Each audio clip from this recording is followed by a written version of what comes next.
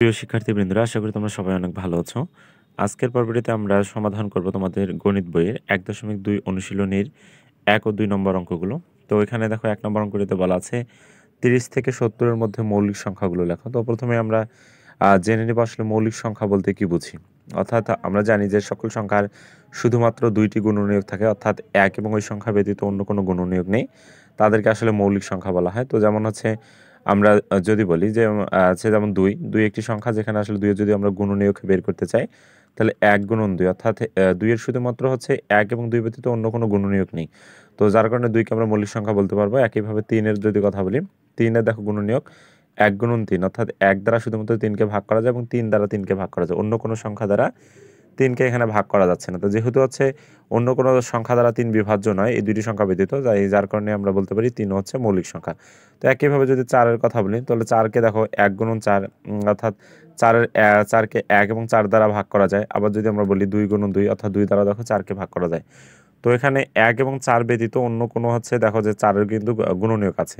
তো ফলে আমরা এখানে দেখো যে ৪ কে মৌলিক সংখ্যা বলতে পারি না। তো আমাদের এইরকম আসলে ৩০ থেকে ৭০ এর মধ্যে মৌলিক সংখ্যাগুলো কি হবে সেগুলো আমাদের লিখতে বলছে। একদমই সহজ একটি বিষয়। তো আমি এখানে মৌলিক সংখ্যার যে সংজ্ঞাটি সেটি আমি লিখে দিয়েছি। দেখো, যে সকল সংখ্যার ১ এবং ওই সংখ্যা ব্যতীত অন্য কোনো গুণনীয়ক নেই তাকে আমরা মৌলিক সংখ্যা বলে থাকি। তো ৩০ থেকে ৭০ এর মধ্যে যে মৌলিক সংখ্যাগুলো হবে সেগুলো হচ্ছে দেখো ৩১, ৩৭, ৪১, ৪৩, ৫৩, ৫৯ এবং ৬১ ও ৬৭। এগুলো হচ্ছে ৩০ থেকে ৭০ এর মধ্যে মৌলিক সংখ্যা। এবং এখান থেকে দেখো প্রশ্ন যদি অন্যরকমভাবে থাকে, অর্থাৎ ১ থেকে ১০০ এর মধ্যে মৌলিক সংখ্যা কে অর্থাৎ বা ১ থেকে ১০০ এর মধ্যে মৌলিক সংখ্যা কয়টি, তা আমরা জানি আসলে ২৫টি হয় ১ থেকে ১০০ এর মধ্যে মৌলিক সংখ্যা। তো এরপর ২ নম্বর হচ্ছে অঙ্কটিতে দেখো এখানে বলা আছে যে সহমৌলিক জোড়া নির্ণয় করো। তো এখানে দেখো যেমন ১ নম্বরে বলছে মৌলিক বলতে কি বুঝি, বা এখানে ২ নম্বরে সহমৌলিক আসলে কথাগুলো বলছে। তো সহমৌলিক বলতে আমরা কি বুঝি সেটি সম্পর্কে আগে আলোচনা করি, তারপর আমরা বাকি অংশতে চলে যাব। তো দেখো সহমৌলিকের সংজ্ঞাটা আমি এখানে লিখে দিয়েছি যে ২ বা ততোধিক সংখ্যার সাধারণ গুণনীয়ক শুধু ১ হলে সংখ্যাগুলোকে আমরা পরস্পর সহমৌলিক বলতে পারি। অর্থাৎ যে কোনো ২টি সংখ্যার যদি কথা বলি, যেমন হচ্ছে ২ একটি সংখ্যা এবং হচ্ছে একদম ৩ একটি সংখ্যা, এদের যদি আমরা গুণনীয়ক বের করি, তার মানে অর্থাৎ দেখো ২ এর গুণনীয়ক হচ্ছে শুধুমাত্র ১ এবং ২, আর ৩ এর গুণনীয়ক শুধুমাত্র আমরা কত পাচ্ছি ১ এবং ৩। তো দেখো এখানে হচ্ছে এদের মধ্যে যদি কমন বা সাধারণ গুণনীয়কের কথা বলি, তার সাধারণ গুণনীয়ক এখানে দেখো ১ আছে, এখানেও ১ আছে। ১ ব্যতীত অন্য কোনো কিন্তু এখানে সাধারণ গুণনীয়ক তাদের নেই। যদি সাধারণ গুণনীয়ক তাদের আর না থাকে তাহলে তারা পরস্পর সহমৌলিক হবে, এবং ১ ব্যতীত অন্য কোনো সাধারণ গুণনীয়ক থাকলে তাদেরকে আমরা পরস্পর সহমৌলিক বলতে পারবো না। তো যেহেতু আমাদের সহমৌলিক সংখ্যা নির্ণয় করতে বলেছে, দেখো মানে ২৭ এবং ৫৪ তারা পরস্পর সহমৌলিক কিনা এটা আমাদের বের করতে বলছে। তো প্রথমে আমরা ২৭ এবং ৫৪ কি বের করব, গুণনীয়ক বের করব, তারপর দেখব যে তাদের ১ ব্যতীত অন্য কোনো গুণনীয়ক আছে কিনা। যদি থাকে তাহলে সেটি সহমৌলিক হবে না, এবং যদি না থাকে তাহলে তারা পরস্পর সহমৌলিক। তো চলো কথা না বলে আমরা সমাধান অংশটি দেখে আসি। আমি ইতিমধ্যে দেখো সুবিধার্থে সমাধানটি করে রেখেছি। তো ২৭-এর যদি আমরা গুণনীয়ক বের করি, তাহলে দেখো ২৭-এর গুণনীয়ক যেভাবে বের করতে হয় আমি একটু তোমাদের দেখা দিচ্ছি। তো নিয়ম হচ্ছে আমাদের মৌলিক যে সংখ্যাগুলো আছে সেগুলো দিয়ে আমরা আসলে সংখ্যাটিকে ভাগ করব। তো দেখো যে সবচেয়ে ছোট মৌলিক সংখ্যা ২, ২ দ্বারা ২৭-কে ভাগ করা যায় না। ২ এর পরবর্তী মৌলিক সংখ্যা ৩, ৩ দ্বারা ২৭-কে ভাগ করে দেখো ৯ হয়। আবার দেখো ৯-কে ভাঙানো যায়, যেহেতু ৯ যৌগিক সংখ্যা। তো আবার দেখো ৯-কে ৩ দ্বারা ভাগ করা যায়, ৩ ৩-কে ৯। এরপর সর্বশেষ যে সংখ্যা ৩, ৩ যেহেতু এখানে আসলে মৌলিক সংখ্যা, অর্থাৎ মৌলিক সংখ্যাকে ভাঙানো যায় না, তার মানে আমরা বলতে পারি ৩-এর দেখো যে মৌলিক সংখ্যা ৩, ৩টা ৩ আমরা পেয়ে যাচ্ছি। তো ৩টা ৩ আমি দেখো এখানে লিখেছি, এবং তার সামনে যদি ১ দ্বারা ২৭-কে ভাগ করা যায় ফলে আমরা ১ লিখেছি। একইভাবে ৫৪-র আমরা যদি আসলে গুণনীয়ক বের করি, তাহলে দেখা যায় ২, ৩টা ৩ আমরা পেয়ে যাচ্ছি। তো এরপর হচ্ছে আমরা এখানে সেটি লিখেছি যে ২৭-এর গুণনীয়কগুলো হলো ১, ৩, ৩, ৩, এবং ৫৪-এর গুণনীয়কগুলো হলো ১, ২, ৩, ৩। তো এখানে ২৭ ও ৫৪ এর ১ ছাড়া অন্য কোনো সাধারণ দেখো গুণনীয়ক আমরা দেখতে পাচ্ছি আছে, কেননা দেখো এখানে ১ আছে, এখানে ১ আছে। আবার হচ্ছে আমরা ৩-এর যদি কথা বলি, তাহলে এখানেও ৩, এখানেও ৩, একইভাবে দেখো আবার একটা ৩ আমরা নিতে পারি, আবারও দেখো একটা ৩ নিতে পারি। অর্থাৎ ১ ব্যতীত অন্য কোনো সাধারণে দেখো এখানে গুণনীয়ক আছে।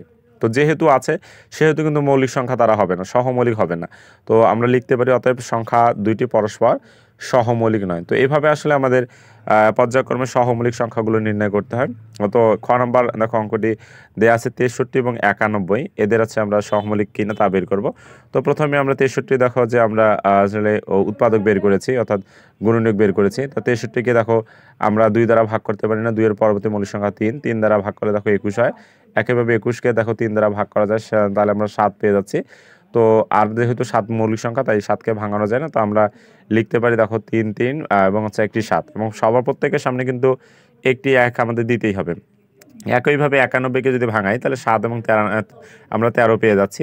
তো সামনে দেখো 1 রেখেছি, এবং এখানে দেখো যে 63-এর গুণনীয়কগুলো হলো আমরা পেয়ে যাচ্ছি 1 3 3 7। একইভাবে 91-এর যে গুণনীয়কগুলো সেগুলো আমরা পেয়ে যাচ্ছি 1 7 এবং 13। তো এখানে 63 ও 91 এর এক ছাড়া অন্য সাধারণ গুণনীয়ক আমরা দেখতেই পাচ্ছি আছে, কেননা আছে আমরা দেখতে পাচ্ছি এখানে দেখো 7 আছে, এখানে 7 আছে, এবং এখানে 1 আছে, এখানে 1 আছে। তো যেহেতু এখানে হচ্ছে 1 ব্যতীত অন্য কোনো সাধারণ গুণনীয়ক আছে, তো আমরা বলতে পারি সংখ্যা দুটি পরস্পর সহমৌলিক নয়। তো গ নম্বরে আমরা দেখব, গ নম্বরে দেখো হচ্ছে একইভাবে আমাদের 189কে আমরা যে মৌলিক গুণনীয়কগুলো বের করি, তাহলে আমরা ঠিক 1 3 3 3 এবং 7 পেয়ে যাচ্ছি। 210-এর একইভাবে আমরা আসলে মৌলিক গুণনীয়কগুলো বের করব, যেটি পেয়ে যাব কত 1 2 3 5 এবং 7। তো এখানে গুণনীয়কগুলো আমরা লিখে নিয়েছি, এবং দেখবো আবার সাধারণ গুণনীয়ক। দেখো এখানে 1 আছে, 1 আছে, তারপরে এখানেও 3 আছে, 3 আছে। আর হচ্ছে আর আমরা দেখতে যাবো না, জাস্ট হচ্ছে একের অধিক গুণনীয়ক আছে কিনা সেটা আমরা জাস্ট দেখবো। তো যেহেতু এখানেও দেখো 1 ছাড়া অন্য কোনো সাধারণ গুণনীয়ক আমরা দেখতেই পাচ্ছি, তো আমরা বলতে পারি অতএব সংখ্যা দুটি পরস্পর সহমৌলিক নয়। তো আজকের পর্বটির শেষ যে অঙ্কটি ঘ নম্বরটি সমাধান করবো। দেখো ঘ নম্বরে দুটি সংখ্যা দেওয়া আছে, একটি 52 এবং একটি 97। তো 52-র আমরা হচ্ছে গুণনীয়কগুলো দেখো বের করে নিয়েছি। 97-এর গুণনীয়ক আমরা 1 গুণ 97, 97 যেহেতু নিজে একটি মৌলিক সংখ্যা, অর্থাৎ 1 এবং 97 আমরা পেয়ে যাচ্ছি। তো 52-এর গুণনীয়কগুলো লিখলাম, এবং 97-এর গুণনীয়কগুলো লেখার পরে দেখলাম যে এখানে দেখো 1 আছে, এখানে 1 আছে, এবং এখানে 97 আছে, এখানে কোনো 97 নেই, বা এখানে 2 2 13 আছে, এখানে কোনো 2 2 13 এর মধ্যে কেউ নেই। তো আমরা দেখতেই পাচ্ছি যে 52 দেখো যে 97 এর 1 ছাড়া অন্য কোনো কি নেই, সাধারণ কোনো গুণনীয়ক নেই। তো যখনই 1 ছাড়া অন্য কোনো সাধারণ গুণনীয়ক থাকবে না, তখনই আমরা বলতে পারি সংখ্যা দুটি পরস্পর সহমৌলিক। তো এভাবে একইভাবে যদি আমাদের 2টা 3টা 5টা যতটা সংখ্যায় দেখ না কেন, তাদের যদি বলতে বলে যে তারা পরস্পর সহমৌলিক কিনা, আমরা যে কাজটি করবো এইভাবে আসলে উৎপাদকে গুণনীয়ককে আমরা বিশ্লেষণ করব। তারপর দেখব যে যতটি সংখ্যা আছে ততটির মধ্যে বা তাদের গুণনীয়কগুলোর মধ্যে এক ব্যতীত অন্য কোনো সাধারণ গুণনীয়ক আছে কিনা। যদি থাকে তাহলে তারা সহমৌলিক হবে না, আর যদি না থাকে তাহলে তারা পরস্পর সহমৌলিক। তো আজকের পর্বটি আমি এখানে শেষ করতেছি। যদি ক্লাসটি ভালো লেগে থাকে তাহলে চ্যানেলটি সাবস্ক্রাইব করে পাশে থাকুন। ধন্যবাদ সবাইকে।